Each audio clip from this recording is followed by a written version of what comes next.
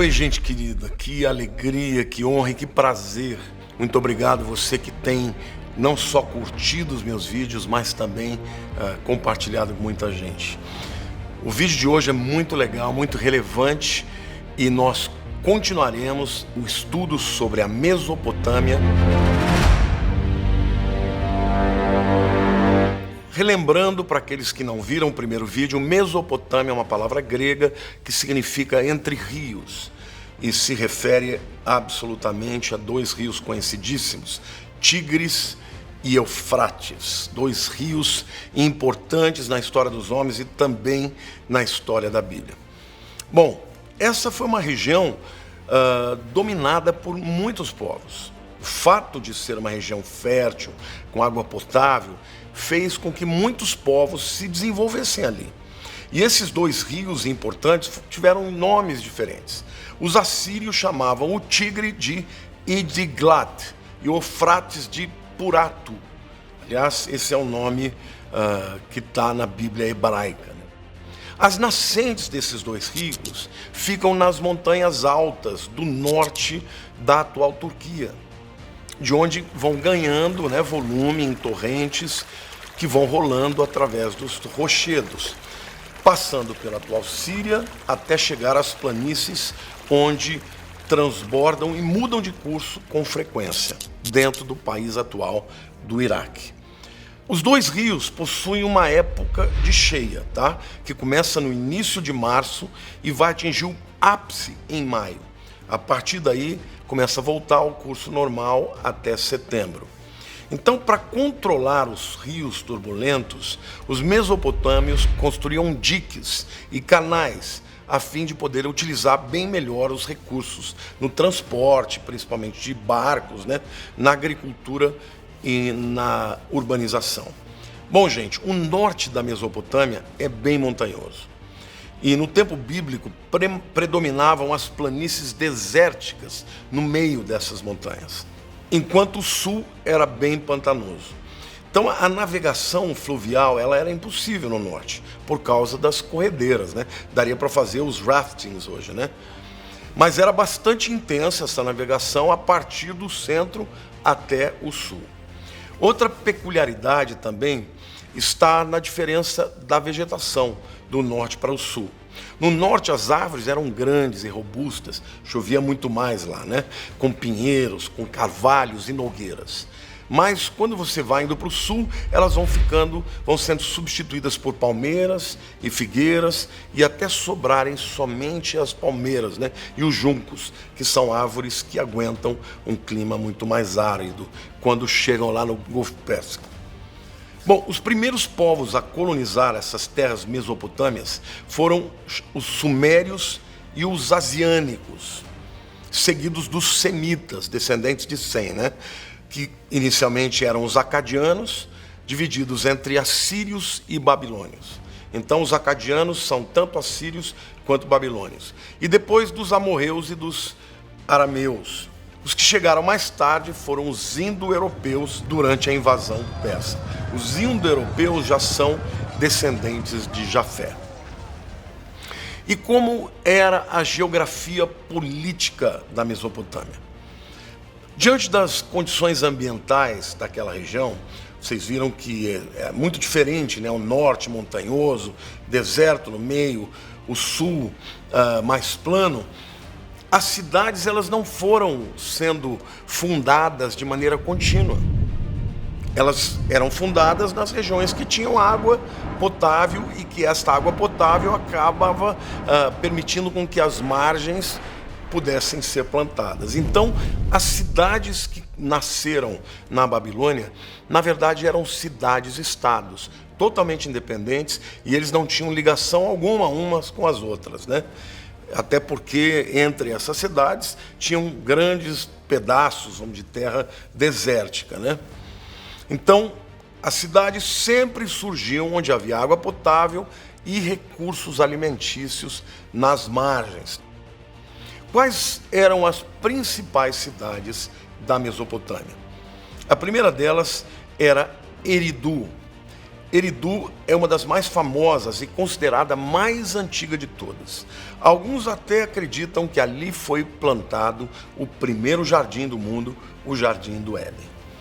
A segunda cidade importante é Uruk, e esta foi a primeira cidade a cercar com muralhas a cidade e também de criar a burocracia, a contabilidade e a escrita, além da arquitetura monumental. Essa arquitetura que constrói grandes edifícios, no caso da Babilônia, né, os zigurates e daí por diante, os templos. Era dessa cidade o mito de Gilgamesh, ou Gilgamesh. Interessante, mas o mito, considerado o mito de Gilgamesh, conta a história do dilúvio, gente. Alguns vão dizer, tá vendo? A Bíblia não foi inspirada por Deus, os babilônios já falavam do dilúvio.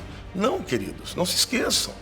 A Bíblia fala que os povos foram espalhados a partir da Babilônia. Lá em Gênesis capítulo 11, Deus separou as línguas e os povos foram espalhados por conta disso. Agora, é óbvio que povos mais antigos tinham que relatar a respeito do dilúvio, porque de fato o dilúvio aconteceu. Quando Moisés escreveu, né, o Pentateuco, por volta do ano 1500 a.C., já existiam os babilônios muito antes disso. Então isso não tira a veracidade do relato bíblico do dilúvio. Ao contrário, só acrescenta, porque de fato aconteceu. Aliás, existem relatos do dilúvio em muitos outros povos. Porque quando os 3 filhos de Noé, Sem, Cão e Jafé, se espalharam pelo mundo, eles foram contando aquilo que eles mesmos viveram. Então, nessa cidade de Uruk, é onde está o mito da história de Gilgamesh. Porque a gente fala mito, porque na verdade o relato existe, mas a história é fantasiosa, coisas diferentes, explicando por que os deuses teriam ficado irados e mandado o dilúvio. A terceira cidade é Shuruppak. Essa foi a cidade onde a escrita ganhou forma, a forma de cunha, dando origem ao chamado escrito cuneiforme. Muitos desses murais que vocês veem, esses hieroglifos, são feitos a partir da escrita cuneiforme que foi desenvolvida na Babilônia. Em quarto lugar, a Acádia. A Acádia não foi encontrada pelos arqueólogos, talvez algum dia ainda seja. Mas a menção constante em diversos escritos mesopotâmicos leva a gente a crer na existência histórica concreta dos acadianos. Tá? Teria sido a primeira capital do reino na Mesopotâmia, no caso da Babilônia. A quinta cidade é a cidade de Ur, que é a cidade que nos interessa muito, porque é onde nasceu Abraão. Era um centro cerimonial religioso muito importante, de longa duração e com momentos importantes de domínio territorial, como o de Ur III, que foi de 2113 a 2029, e essa foi a cidade do patriarca Abraão. Então estas são as 5 principais cidades da Mesopotâmia, ok? Mais para frente nós temos a cidade de Nínive, que era a capital dos assírios, daí por diante. Bom, qual é o principal legado dos povos mesopotâmios? Alguns historiadores afirmam que eles inventaram o conceito de cidade. Outros povos eram tribos, na verdade, aglomeradas, nômades que andavam daqui para lá. Os mesopotâmios não. Como o lugar onde eles se estabeleciam era um lugar muito fértil, e eles acabaram desenvolvendo essa burocracia, né? Como, por exemplo, recibos de compra e venda. Ela se torna um movimento incipiente da humanidade em direção às cidades. O centro urbano era super organizado na Mesopotâmia.